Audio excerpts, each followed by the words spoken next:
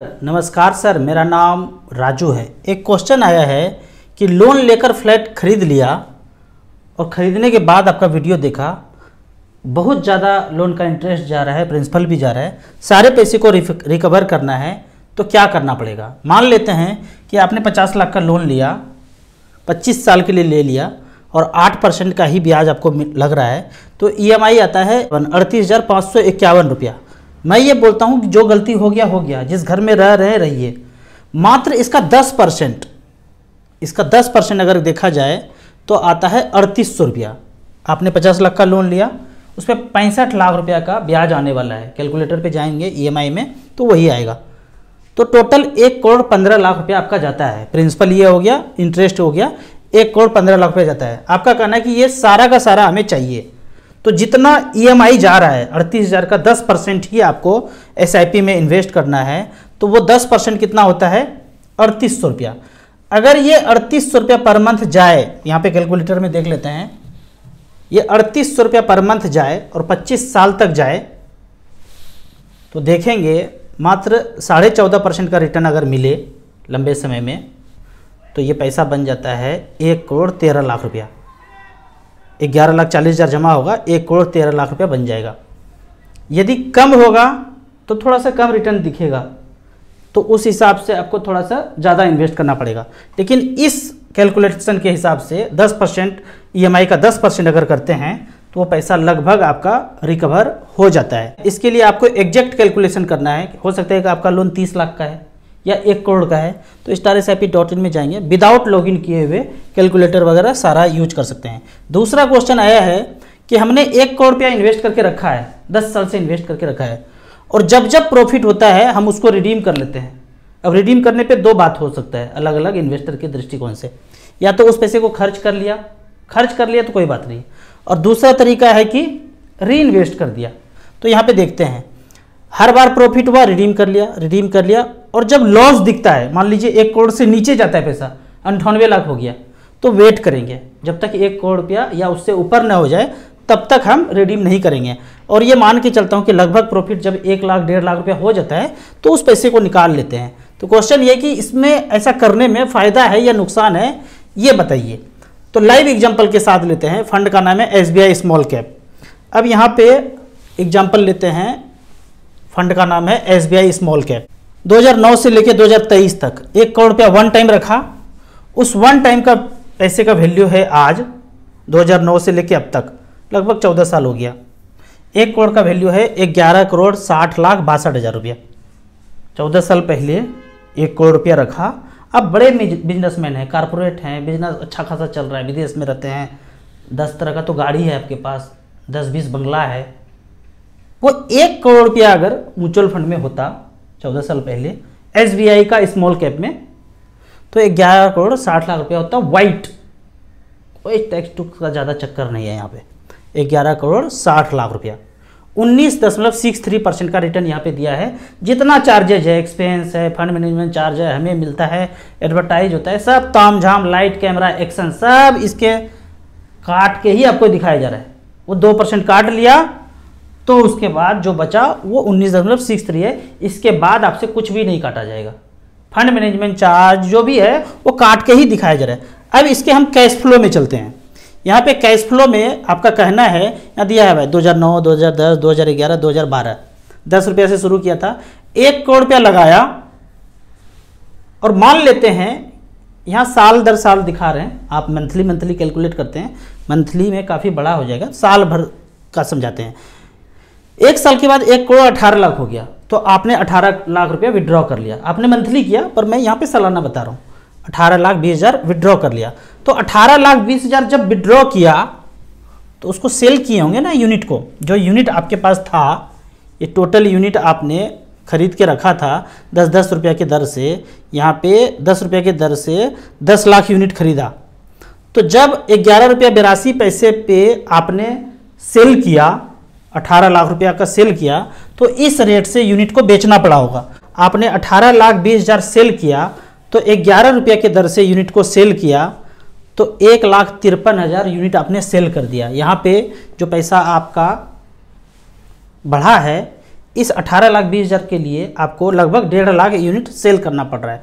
तो इस तरह से करके सेल करते जाते हैं। अब यहाँ पे बात, अगर पैसे को ज़रूरत है तो रिडीम करना ही करना है। हम लगाए भी इसीलिए हैं कि जब ज़रूरत हो तो पैसा हम निकाल के उसको यूज कर सकें, लेकिन ज़रूरत नहीं है फिर से उसको री इन्वेस्ट कर रहे हैं, तो क्या जो फंड में आपने लगाया है उससे बेहतर कोई रिटर्न दे रहा है क्या? अगर तो बेहतर रिटर्न दे रहा होगा तब तो फ़ायदा है, लेकिन उससे कम दे रहा है या वैसा ही दे रहा है तो फिर क्यों करना है? इसको ऐसे समझिए कि आपने 1 करोड़ का सोना खरीद लिया और जो प्रॉफिट हो रहा है हर महीने सोने में बढ़ोतरी हो रहा है, उस सोने को, उतने से सोने को आप बेच रहे हैं, बेच करके फिर से उसी पैसे का सोना खरीद रहे हैं, तो कहेंगे कि कैसा बुड़बक वाला बात कर रहे हैं, ये तो मतलब क्या कोई तर्कसंगत बात है ही नहीं। तो जो सोना था वही सोना है, तो आपने म्यूचुअल फंड से बेचा फिर म्यूचुअल फंड खरीद लिया, तो सोना बेचा फिर सोना खरीद लिया, इसका कोई मतलब नहीं है। तो लंबे समय में आप देखेंगे यहाँ पे ये पैसा बढ़ते बढ़ते 11 करोड़ 69 लाख हो गया। यदि आप सेल करते रहेंगे तो इस तरह से आपको लंबे समय में नुकसान ही नुकसान होगा। अब दूसरा बात यह है कि आप 9:30 बजे से लेकर 3:30 बजे तक कुछ ना कुछ कर रहे होंगे। एक चीज़ है, समाज में दूसरे की गलती से सीख लेना चाहिए, हमें अपना ही गलती नहीं करना है। अभी रिसेंटली आपने सुना होगा एक रियलिटी कि एज 49 था और ऊपर चले गए, अपने पीछे 10,000 करोड़ छोड़ के गए। करते क्या थे? वही 9:30 से लेकर 3:30 बजे तक स्क्रीन पे बैठे रहते थे, खूब पैसा कमाए, हेल्थ इतना ज़्यादा खराब हो गया कि 49 के एज में चले गए और 10,000 करोड़ छोड़ के चले गए। तो अपने जीवन में लिमिट सेट करना है, उस लिमिट तक आ गए या उससे ज़्यादा आ गया बस रुक जाना है।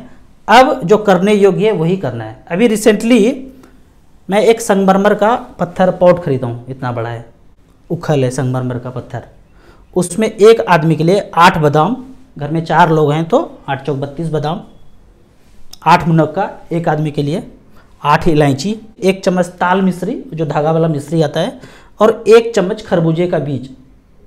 1 चम्मच मतलब 4 आदमी बोला तो 4 चम्मच, इस तरह से करके 30 मिनट तक उस उखल में घसाई करते हैं। सुबह मेरा काम यही है, 7:30 बजे से 8 बजे लेके अगर फ़ोन करेंगे तो घस घस घस घस घस का आवाज़ आएगा। दूध हम लोग नहीं पीते हैं, दूध जो ओरिजिनल दूध भी गाय भैंस का है तो उसमें भी प्रॉब्लम है, कभी बताएंगे, वहाँ प्रॉब्लम है। तो हम ये वाला दूध पीते हैं, धूप में बैठ के, धूप सीधा सीधा सनलाइट शरीर पे पड़ रहा है और घसाई कर रहे हैं आधा घंटे से 45 मिनट तक, चारों लोग यही दूध पीते हैं। जब मेरी बीवी जी को गोल्ड ब्लैडर स्टोन आया था 12 mm का, तो 2 महीना तक लगातार छोटा सा पॉट खरीदा था उस समय इमरजेंसी के केस में, और उसमें 8-8 करके एक आदमी के लिए दूध बना के उनको देते थे। ठीक होने के बाद उनका कहना था कि इससे हमको बहुत फ़ायदा हुआ है गोल्ड ब्लैडर स्टोन में। मैं इसीलिए हमेशा बोलता हूँ जो करने योग्य है वही करना है।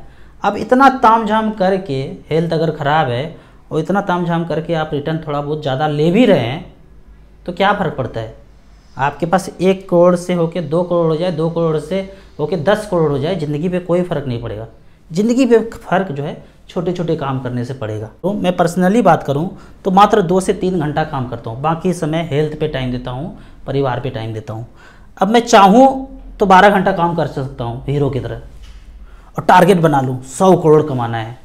अभी तो लगभग 1-1.5 करोड़ रुपया ही है, 100 करोड़ का टारगेट रख लिया। अब दिन रात इसके ख्वाबों में परेशान है, तो ज़रूरत नहीं है मुझे ये ख्वाब सजाने का ज़रूरत नहीं है, क्योंकि हमें वही करना है जो करने योग्य है। हमारे गुरुजी हमेशा बोलते हैं वही करना चाहिए जो करने योग्य है। एक तीसरा क्वेश्चन है यहाँ पे कि मुझे जल्दी से फाइनेंशियल फ्रीडम पाना है, जैसे आपने पाया है मुझे भी पाना है, 10 साल ही टाइम है मेरे पास, तो क्या करना है उसको बाद में देखेंगे, क्या नहीं करना है पहले ये देखते हैं। पहला, अब पहले पॉइंट में 3 चीज़ है, वो 3 चीज़ क्या है? ज़मीन नहीं खरीदना है, ज़मीन नहीं खरीदना है और ज़मीन नहीं खरीदना है। प्लॉट प्लॉट प्लॉट प्लॉट वो नहीं खरीदना है, पहला कट मार दीजिए। अब दूसरा है सोना, कितना सोना है, कट मार दीजिए मात्र 10 साल के लिए। और तीसरा है सेफर सेफेस्ट, बैंक में, पोस्ट ऑफिस में, सुकन्या योजना, ट्रेडिशनल प्लान, यूलिप प्लान, ये सब के बारे में एक चीज़ सोचना है, इसने हमसे पैसा लेके कहाँ लगाया, तो पता चलेगा मार्केट में लगाया है। भाई मार्केट में ही लगाया सब, कहीं मंगल ग्रह पे कोई नहीं जाने वाला है। और चौथा और आखिरी पॉइंट है कि बगल वाली को देख के मेरे पास भी ये हो जाना चाहिए, वो नया बंगला है, नई गाड़ी है, नया जोड़ा है, नई साड़ी है, ये 10 साल के लिए कट मार देना है। बगल वाली को देख करके मन में आकांक्षा नहीं जगाना है। मेरी वाइफ ने नहीं जगाया है तब मैं यहाँ पे बैठा हूँ। वो 10 से 12 साल तक संतोष नाम का फल खाई है, तब जाके ये फाइनेंशियल फ्रीडम आज मिला है। फिर आपका कहना होगा क्या बात करते हैं, सारा का सारा अपना शौक मौज तखा पर रख दें और सारा पैसा म्यूचुअल फंड में झोंक दें। मेरा आंसर होगा हाँ, मात्र 10 साल के लिए ऐसा करना है। आप यहाँ पे खड़े हैं, पीछे जितना बवंडर किया है मेरे वीडियो देखने के पहले, जितना बवंडर किया है सबको छोड़ दीजिए। अब यहाँ पे स्टॉप मार के 10 साल जो म्यूचुअल फंड बता रहा हूँ, मात्र 10 साल उसमें पैसा झोंकते जाइए, झोंकते जाइए, झोंकते जाइए। इन्वेस्ट इन्वेस्ट इन्वेस्ट, चौथा कोई काम नहीं करना है, मात्र 10 साल के लिए। होल लाइफ फिर 10 साल के बाद आप एक गाना गुनगुनाएंगे, हवा में उड़ता जाए मेरा लाल दुपट्टा मलमल का, मेरा लाल दुपट्टा मलमल का। मेरी बीवी जी ना कभी गाना सुनती नहीं थी और कभी गाती भी नहीं थी। आजकल रास्ते पे चलते हुए वॉकिंग करते करते अनायास ही मुख से गाना निकल जाता है। मैं जब घर आता हूँ फुल वॉल्यूम में वही गाना बजाता हूँ। मेरे पड़ोस के लोग ना थोड़ा सा मेरे से नाराज़ हैं, मैं गाना थोड़ा तेज़ वॉल्यूम में बजाता हूँ, बहुत नाराज़गी है, उसके लिए मैं उनसे माफ़ी मांगता हूँ। अब आपका क्वेश्चन होगा कि चलिए होल लाइफ मुझे भी यही गाना गाना है, हवा में उड़ता जाए मेरा लाल दुपट्टा मलमल का, इसके लिए क्या करना है? तो इसके लिए 10 साल 15,000 रुपये पर मंथ मैं बताऊँ करना क्या है। अगर आप सब कुछ बंद कर देंगे ना, पीछे का EMI, car EMI, plot EMI, traditional plan तामझाम सब बंद कर देंगे तो 15,000 रुपये इजिली बच जाएगा। उस 15,000 रुपये पर मंथ को यहाँ पे देखते हैं। पहला हमने मिड कैप लिया है 15 साल और 15,000 रुपये पर मंथ। पहला फंड आता है HDFC मिड कैप अपॉर्चुनिटी, झोंक दीजिए यहाँ पे 2-3 हज़ार रुपया। रिकॉर्ड बताता है 2008 से लेकर अब तक 27 लाख जमा हुआ है, 15,000 का रिकॉर्ड है, 1 करोड़ 23 लाख हुआ है। हमें चाहिए कितना? अंदाज चाहिए 1 आंख। फाइनेंशियल फ्रीडम पाने के लिए वो पहला 1 करोड़ मिल गया 18% के रेट से। दूसरा एडलवाइज मिड कैप 27 लाख जमा हुआ है, 15,000 रुपये पर मंथ, 1 करोड़ 22 लाख बना है 18% के रेट से। एवरेज का बात करें पिछले 15 साल में एवरेज 16.4% का रिटर्न मिला है। अब स्मॉल कैप का बात करते हैं। स्मॉल कैप में हमने 13 साल सेलेक्ट किया है क्योंकि 15 साल पहले काफ़ी सारा फंड है जो लॉन्च ही नहीं हुआ था। यहाँ पे भी 15,000 रुपये पर मंथ।